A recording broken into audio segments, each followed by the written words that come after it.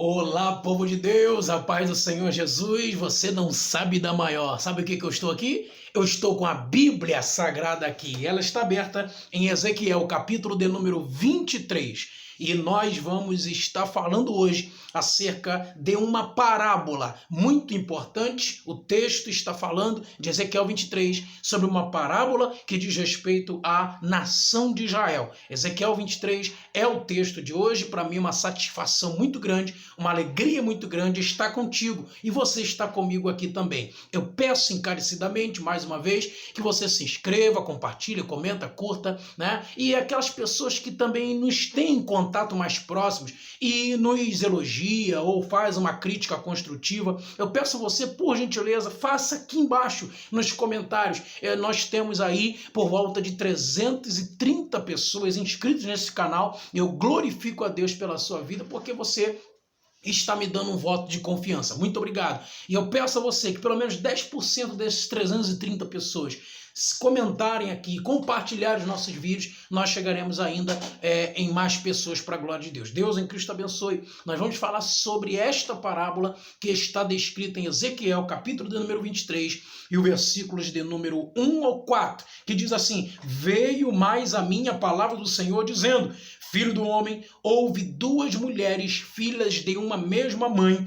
Estas prostituíram-se no Egito, prostituíram-se na sua mocidade. Ali foram apertados os seus seios, e ali foram apalpados os seios de sua virgindade. E os seus nomes eram Olá, a mais velha, e Oholibá, sua irmã, e foram minhas, e tiveram filhos e filhas. E quanto ao seu nome, Samaria é Olá, e Jerusalém, Oholibá. Você é mais do que sabedor que Israel, como Reino Unido, tinha 3 reis principais. Teve Saul, teve Davi e teve Salomão.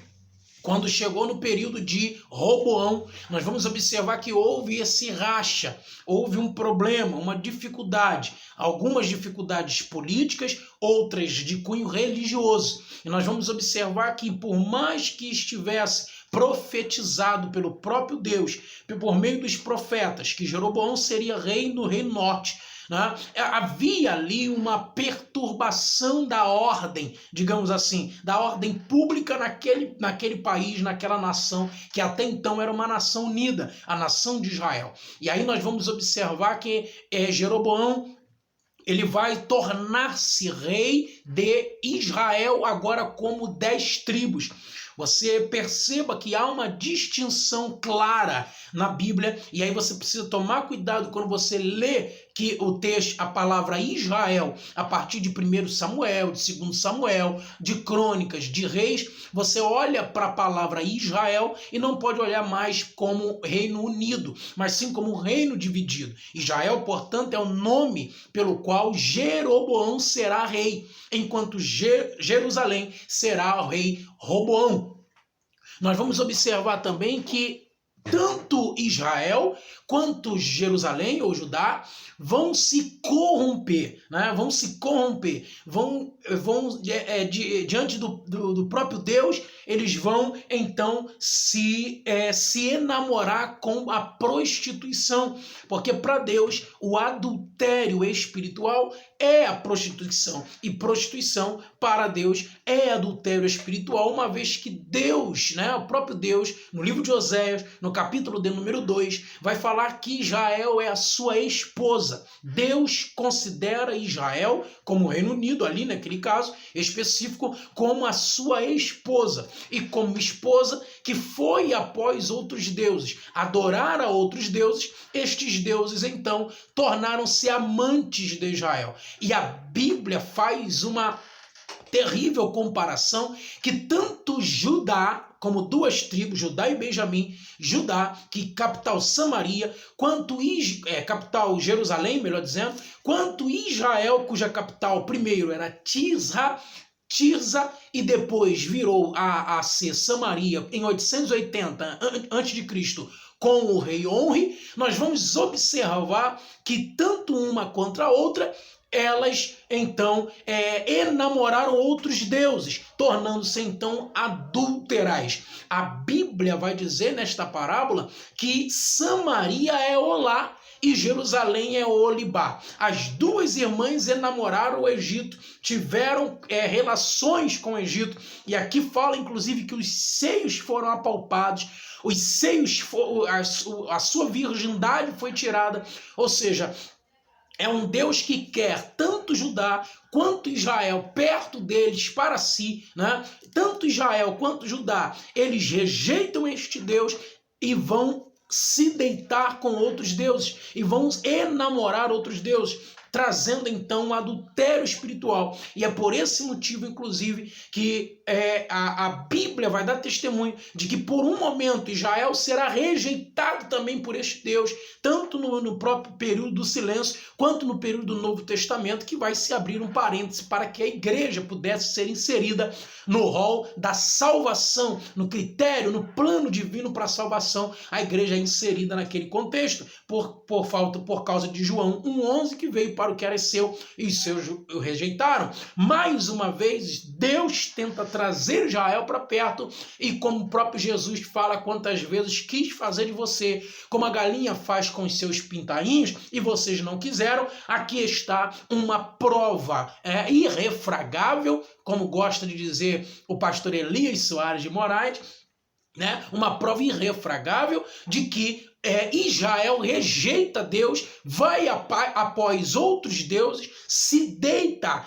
Aqui está relacionada à relação íntima. Se você olhar o texto, né, de todo o capítulo 23 de Ezequiel, você vai ver que há uma certa intimidade promíscua entre Judá, que é Olibá, e Olibá, e Samaria, que é Olá. Vai ser uma intimidade fora do comum. É como se Deus estivesse falando para Israel, para Jerusalém: olha, eu quero ter intimidade com vocês e vocês só querem um caso, vocês querem ficar flertando, brincando, enquanto eu quero uma intimidade. É como se Deus estivesse ali olhando para esse contexto propriamente dito, agora duas esposas. É como se Deus estivesse dentro de um contexto do Oriente, falando que existia um homem, né? Um homem que teve essas duas irmãs como esposa.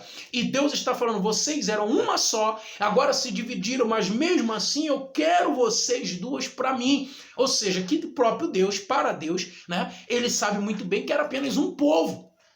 Quanto mais distante do centro cultural, quanto mais distante do centro cultural, né, do próprio Israel, Jerusalém, lá, cidade de Davi, o templo de Salomão, quanto mais distante disso, mais distante eles vão ficando do plano de Deus, do plano que Deus queria para eles, e automaticamente, principalmente Samaria, mas Judá não fugiu a esta regra, principalmente Samaria, vai fazer então com que eles sejam rejeitados por Deus, uma vez que vão após outros deuses, aos vizinhos, casam-se com mulheres estranhas, coisas que Deus já havia abominado desde o Decálogo, casam-se com mulheres estranhas, e esse casamento vai trazer, junto com as mulheres, os seus deuses. Isso vai acontecer principalmente com todos os reis do Reino Norte, Israel, né?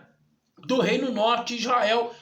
E nós vamos observar que e Reino Norte é Olá. Então nós vamos identificar que Deus estava usando o profeta Ezequiel para poder dizer: eu queria novamente vocês duas para mim. Vocês duas são minha esposa. Só que vocês quiseram flertar com outros deuses, adulteraram contra mim, e agora vocês vão sofrer as sanções punitivas disso, de abarcar todo este projeto, né? Essa seria, digamos assim, entre aspas, as duas mulheres de Deus que foram rejeitadas por um período de tempo pelo próprio Deus, para que assim a igreja tivesse também um lugar no plano da salvação. É isso que Ezequiel está querendo dizer: vocês me rejeitaram para ir após outros deuses que te davam muito mais prazer, né? Te davam prazer, quando na realidade eu queria intimidade. Quantos estão assim, né? Também